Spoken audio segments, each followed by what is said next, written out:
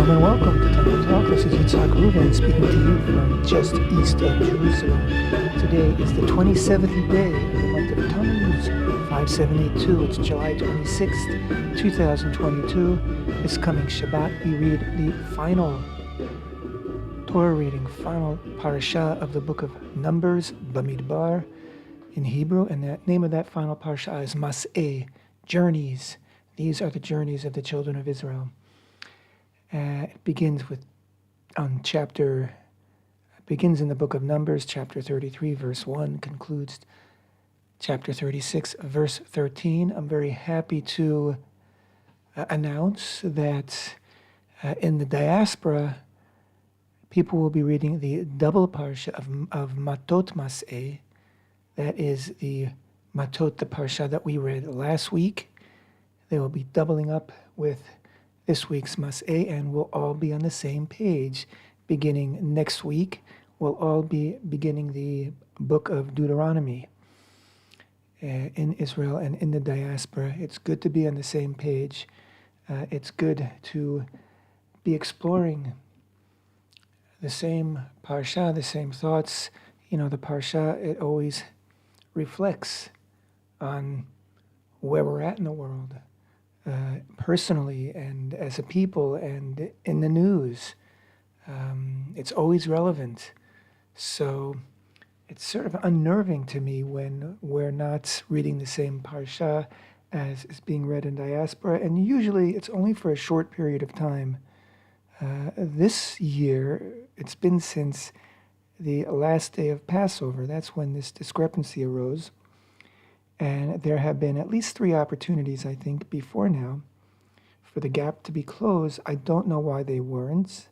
I have actually explored that, and I have not found any explanation why the first possible opportunity, which I think was within a week or two after the discrepancy arose, why it wasn't taken advantage of and the gap closed so we'd be on the same page.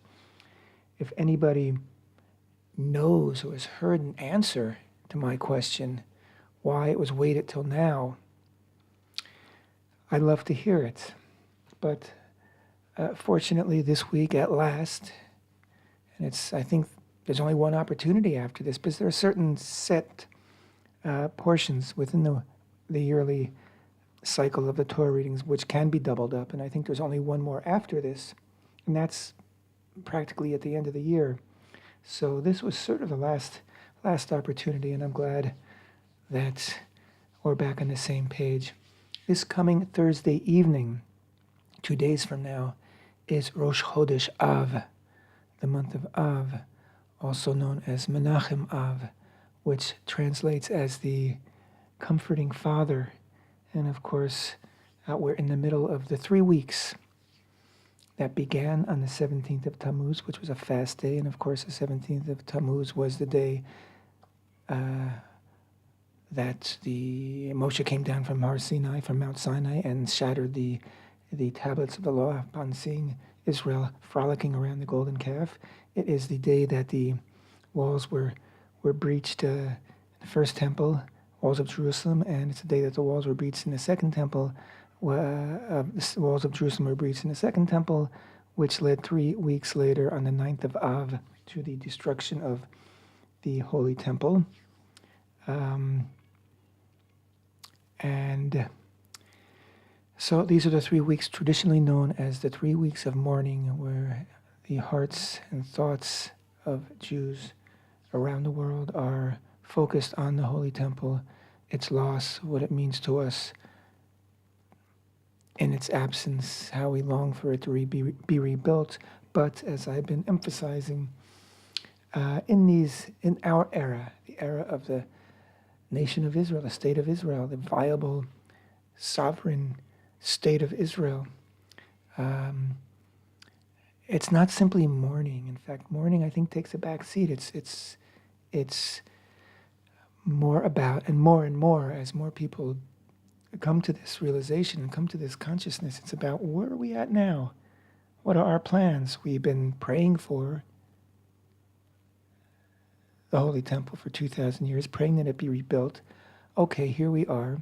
We have sovereignty. It's not simple. I'm not saying it's simple. there's geopolitics to take into consideration, and there's also the state of the Jewish people itself, the state of the nation. Where are we at? Are we together on this? And we need to be together on this. But it's not mourning, it's reflection, it's planning, it's determining what we're going to do. Are we serious? Do we mean it? Are we really going to rebuild this temple? Is it really something that we mean in our hearts? And, if we do intend to build it, then we can begin to, at the very least, make plans in every meaning of the word, to make plans to rebuild it. You can't say, yes, of course we intend to rebuild it, and then kick the ball down the field, kick the can down the road. We need to be working on it. And of course, we at the Temple Institute are working on it. That's what we do. And we're not the only ones, thank God. More and more people are working on it. I've mentioned it before, and soon we'll be premiering, I should say, our new video. It's a little different than past videos that we've premiered on Rosh Chodesh Av, and the new month of Av. We went out into the streets of Jerusalem and Tel Aviv, Israel's two major cities, and two cities which are considered to be worlds apart in terms of outlook and perspective. Jerusalem is the holy city. Some will say it's the city of the past. It's got all the archaeology, it's got all the history. And then there's Tel Aviv, which is a city that was created in the 20th century. It's new, looking forward. It's very modern. It's very, open and modern, and its lifestyle, et cetera, et cetera. So it was very interesting to hear what people had to say from both cities. And really, we were just basically taking the pulse, taking the temperature of the people. We were not looking for this type of answer or that type of answer, and we were very, very gratified that we got positive response, positive in that I would say that the vast majority of the people we spoke to love the idea of the Holy Temple. They would love to see it happen. There were people, of course, who said it's not going to happen because the world's just never going to be ready for it. And some people said it'll cause war. And some people said, some people weren't into it. But we listened to them as well. And it was interesting that there were people that were very skeptical and said it's never going to happen. But if it did happen, it would be great. Anyway, we are going to be sharing those thoughts, and it was really, we weren't trying to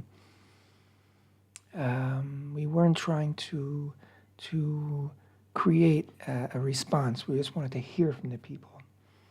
And we got very honest responses, and many of the responses were very, very articulate, very thoughtful, and very heartfelt. And people are thinking about it. People are considering it. Once upon a time, 10 years ago, and certainly more, but even as recent as 10, maybe less, we would have asked this question and we would have gotten blank stares. Like, what? What are you talking about? It wasn't that way. When we went out to the streets, people had something to say about it, and they were happy to engage. We had a few people who were busy. I'm meeting a friend, or I have to be somewhere in 5 minutes, and they didn't have time. But everybody else was happy to give of their time, 2 minutes, 5 minutes, 10 minutes, and share. And they were happy to share, whether it was they can't wait for it to happen, or whether it was they don't want it to happen. Still, they were happy to discuss it and engage in conversation about it and accept it as a possible reality, as something worthy of discussion. And that's an accomplishment in our modern world, that people are happy to engage in a conversation about this, and to give back and forth, and to hear what our interviewer had to say and to respond. So we're going to be very happy to share some of those responses. And we may even, in time, produce more videos out of the material, because we collected a lot of interviews, a lot of responses. So we're very happy to be able to present that to you very soon. Again, this Thursday, Rosh Chodesh Av, Menachem Av. And why is it called the Comforting Father? This month of Av, which is the month that saw our greatest disasters, because despite the fact that on the 9th of Av, it's a low, the nadir of the year, we pick ourselves up after that. And of course, on Tu B'Av, the 15th of Av, it's a sort of an unofficial holiday that has been around for thousands of years. Nobody's 100% sure of its origins. But it's a day of joy, and it's a day of love. It's, some people call it, referred to as Israel's Valentine's Day, which is sort of just a modern, some people have tried to commercialize it in the way that Valentine's Day, it's not really the same thing, but it's a day of love, of brotherhood, and we're going to get more into that. I don't want to go too much into that right now. My point is simply that Menachem Av, the Comforting Father, we're going to go through a hard time, but there's comfort at the end. There's light at the end of the tunnel.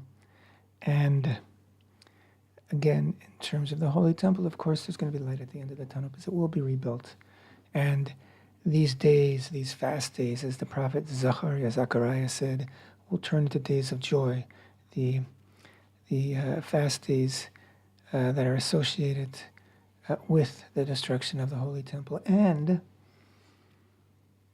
there is a tradition that the days between the 9th and the 15th of Av, which is actually a week, will be a week-long festival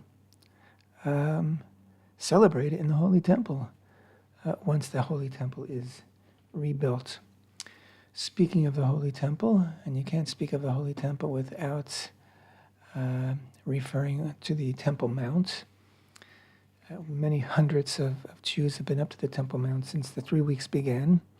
And of those many hundreds of Jews, just, I guess it was 2 days ago, Ben Shapiro, the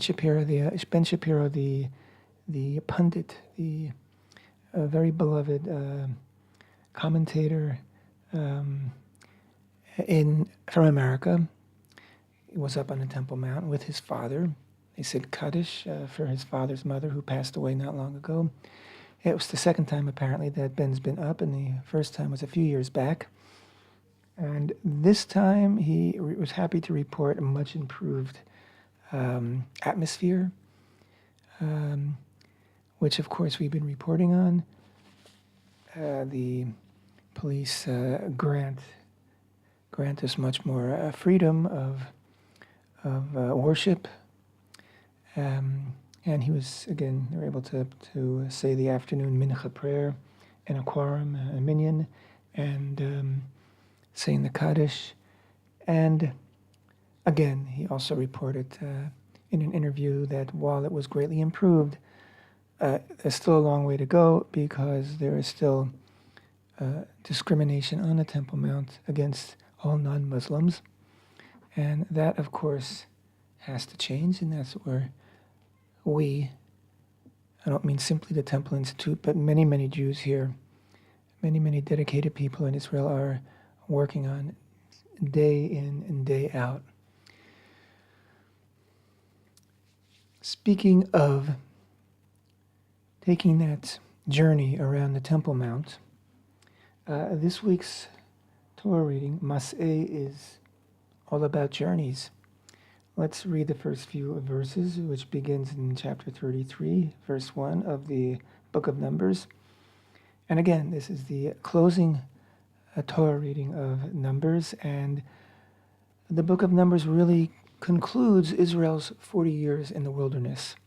The next book of the 5 books of Moses, as they're sometimes called, the Chumash in Hebrew, which means the 5.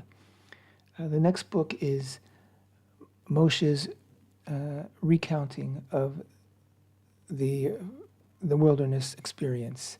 It's all his talking to the children of Israel on the 37 final days of his lifetime before he goes up to Mount Nebo to look over into the land and be gathered up unto his people. So that is Moshe's final address to the people.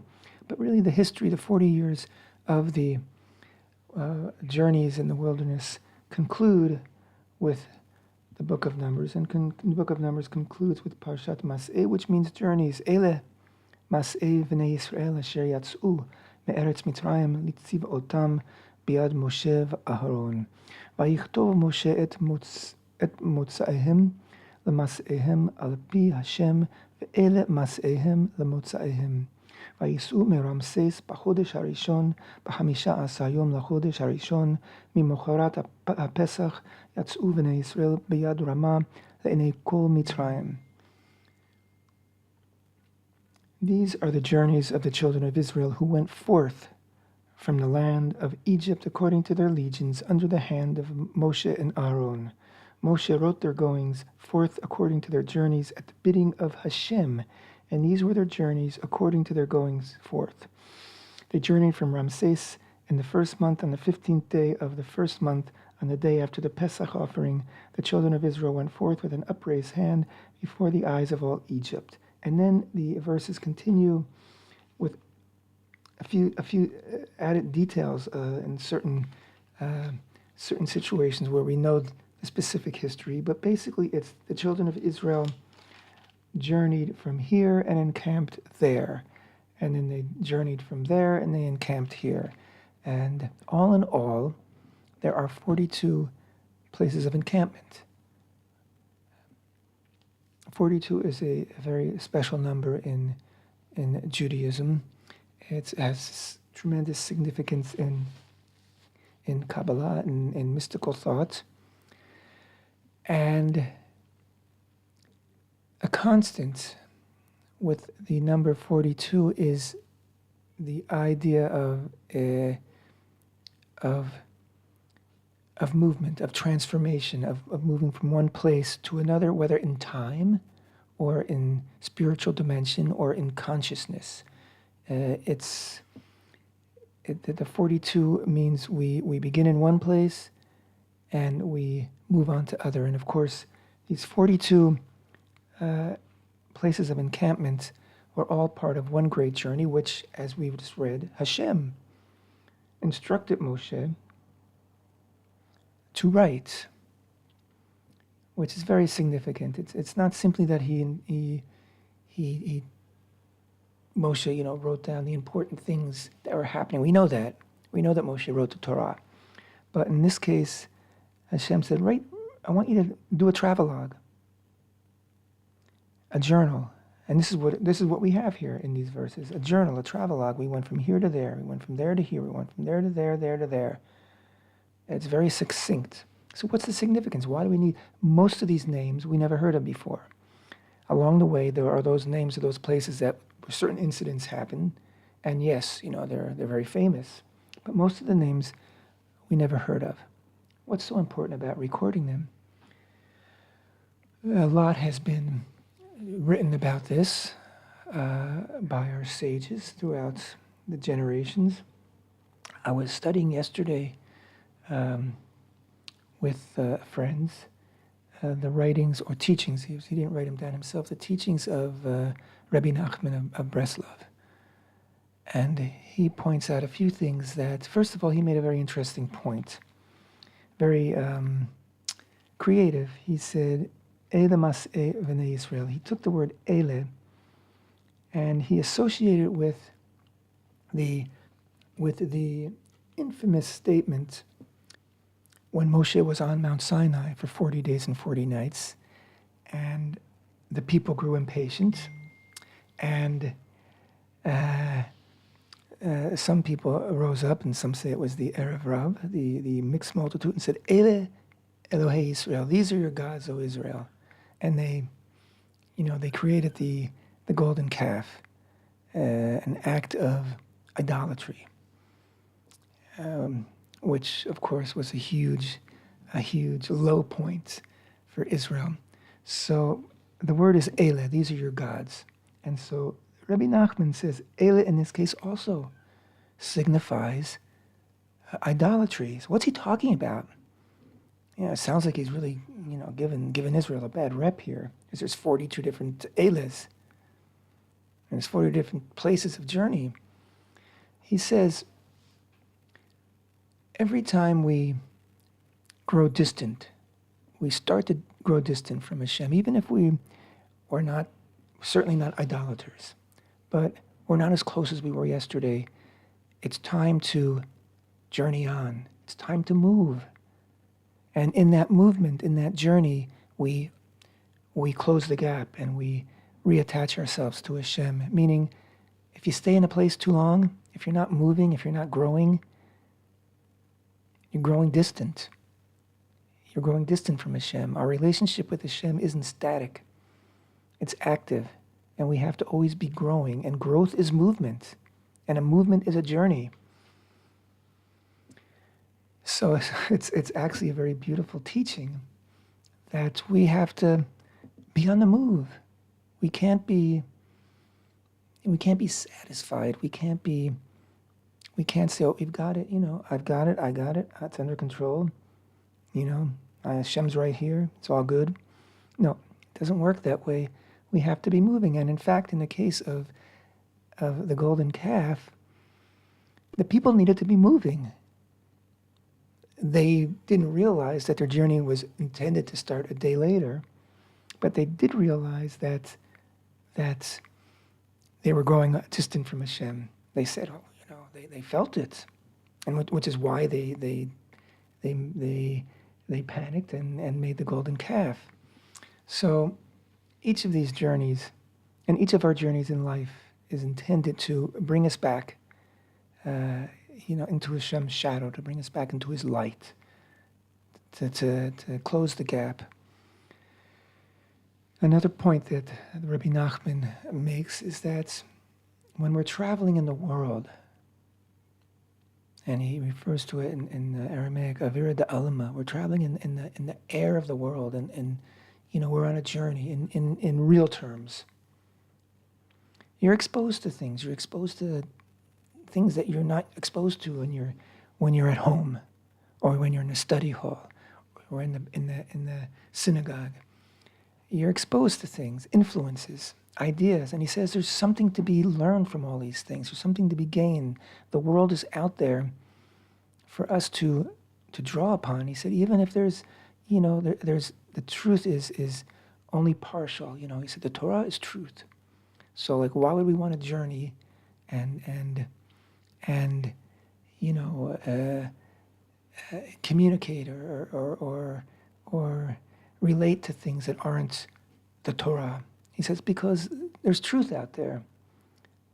He said even if something isn't a complete truth, there might be grains of truth in it. And so part of a journey is exploration and learning from others, learning from the world out there, learning from different places, different cultures, different people, different philosophies. Because there's a grain of truth in many of these things. And we can learn from that, and we can gain from that, and we can grow from that. That was also a very, very beautiful teaching. There's an idea, and I think the Baal Shem Tov was the father of modern Hasidut, modern Hasidism. I think it was his teaching that in our lives, we basically go through 42 different journeys from the cradle to the grave. And these are journeys, of course, of growth, of spiritual journey, of becoming better people, becoming wiser people, becoming closer to HaShem. So this is why HaShem, as we read, it says, Moshe wrote their goings forth according to their journeys at the bidding of HaShem. I just want to see how it's written. Al pi HaShem, right? At the mouth of HaShem. So HaShem was telling Moshe, recording these journeys is part of gaining from these journeys. It's part of the journey itself. Taking notes, writing down where you've been and where you're going. That's part of the experience. Don't take the journeys for granted. And you may want to look back to see where you've been, where you've come from, how far you've gone, how far you've made it in your journeys in life. And again, journeys can be through time, through space, through spiritual worlds and realities. And we either journey as individuals or we journey as families or as communities or as nations or as faiths or as humanity. But we journey. Standing still, not an option. Not an option if we want to be a better person tomorrow. If we want to be a different person than we are today. If we want to change and change in a positive way. Change can occur if we're static, but it's not positive change. It's the change of decay, really, of degradation, because if we're not renewing ourselves and we're losing ourselves. The book, Parashat Massei, Journeys, continues to, after this presentation of the 42 journeys, which ultimately leaves Israel in the plains of Moab, just east of the Jordan, just east of Jericho, where they will be now, so they enter into the land. The discussion, Moshe tells the people what the borders of the land is going to be, and he gives a very detailed description according to the topography of the land and according to the cities, what the borders along the south and the west and the north and the east will be. And then he lists the names of the chieftains of all the 12 tribes who will be in charge of the distribution by lottery of the different inheritances, the different tribal inheritances inside the land. And then in chapter 35, the Torah goes into a very in-depth description about cities of refuge, also about the Levite cities, the Levitical cities, because the Levites, like the Kohanim, like the priests, didn't have a tribal inheritance, so it was important to set aside for them cities that they could dwell in, and around those cities was a certain amount of land for agriculture that they could provide sustenance for themselves. So they are given 42 different cities, and 6 of those cities they share with are also, are 6 cities, and I think I think they overlap. I have to look into this more. I think they overlap, but 3 of the cities are west of the Jordan and 3 are east. These are cities of refuge, Arei Miklat in Hebrew. And these are cities that if a man kills another man unintentionally, without malice, without forethought, manslaughter, for For example, the examples they give that if a man is, chopping a tree and the head of his axe breaks off and flies in the air and hits somebody in the head and kills them, it was not intentional. That is an example. Of course, we can, on our own, come up with many modern examples. Then this person has the right to flee for their lives to one of these 6 cities. He'll run to the closest one. Why will he run? Why is he fleeing for his life? Because it was a tradition, it seems, that existed, that the members of a family of the deceased, of the person who was killed, would avenge the blood of their deceased relative by pursuing and killing the person who killed them, without regard to whether that person intended it or not. And apparently this was a very strong tradition, and it seems that the idea here is to ameliorate it without outlawing it, without banning it altogether, to at least give the person a head start and the right and to enter into one of these cities. And of course,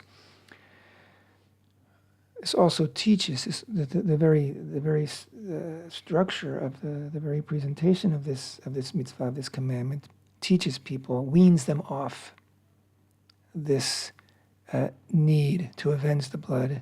And we see this in Arab societies, tribal Arab societies are in the Middle East today are still based on clan, and it happens all the time. Vengeance killings.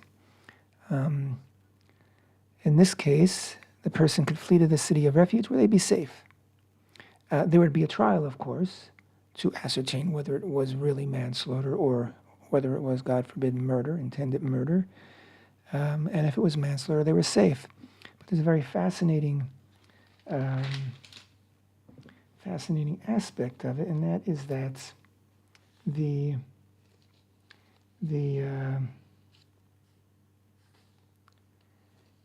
person would be safe but have to reside in that city. They couldn't leave the city. If they would leave the city, they'd be risking their lives. And it says, the person shall dwell, I'm right now in chapter 35, verse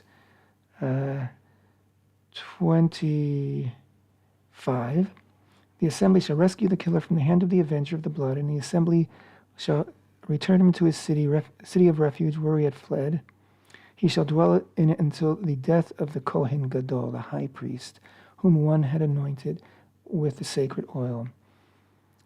But if the killer would ever leave the border of his city of refuge to which he had fled, and the avenger of the blood shall find him outside the border of his city of refuge, and the avenger of the blood will kill the killer, he has no blood guilt. For he must dwell in his city of refuge until the death of the Kohen Gadol, and after the death of the Kohen Gadol, the killer shall return to the land of his possession. So his sentence is attached to the life of the Kohen Gadol. We only have a few minutes left. Why is this? It seems so strange. What does the Kohen Gadol have to do with this person who accidentally killed someone? So there are a few traditional explanations given. One is that the Kohen Gadol, had he been properly focused on the people, on his role as representing the people, on atoning for the people, this tragic accident wouldn't have happened. I'm running out of time. We posted about this this week on our Facebook page. If you want to know more about the answer, I happily suggest that you turn to our post on Facebook. Thank you so much for being with me, and we'll talk.